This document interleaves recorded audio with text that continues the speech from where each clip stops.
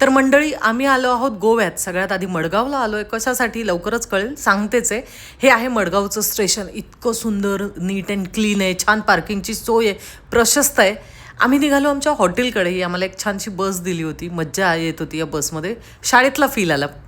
आणि ही आहे Madgaon municipal कॉर्पोरेशनची building. ही इतकी सुंदर होती, मला तर खूप आवडली. नुकतीच रिपेंट केल्यासारखी दिसत होती, त्यामुळे अजूनच छान आणि कमाल वाटत होती. तर आम्हाला हॉटेलवर जाऊन रेडी व्हायचं होतं कार्यक्रमासाठी. आम्ही पोहोचलो कार्यक्रमाच्या ठिकाणी, म्हणजे मडगावच्या थिएटरला. आणि तिथे असं छान सेल्फीचा एक आपला रिच्युअल झाला. मस्त. तर झालंच पाहिजे नाही का. कार्यक्रमाच्या दरम्यान थोडी मजा मस्ती झाली आणि कार्यक्रम सुरू झाला. कार्यक्रमाला इतका कमाल प्रतिसाद लाभला लोकांचा.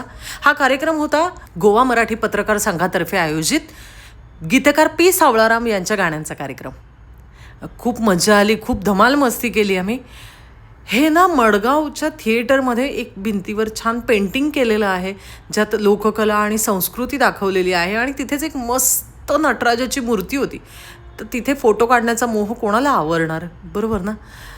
शो संपल्यावर आम्ही पुन्हा निघालो आमच्या हॉटेलच्या दिशेने, कारण करायची होती पुढच्या शोची तयारी. तर तुम्हाला कसा वाटला माझा हा पहिला व्लॉग मला नक्की कळवा कमेंट्समध्ये. आणि सबस्क्राईब करा पुढच्या शोमध्ये काय घडलं हे जाणून घेण्यासाठी. Bye bye.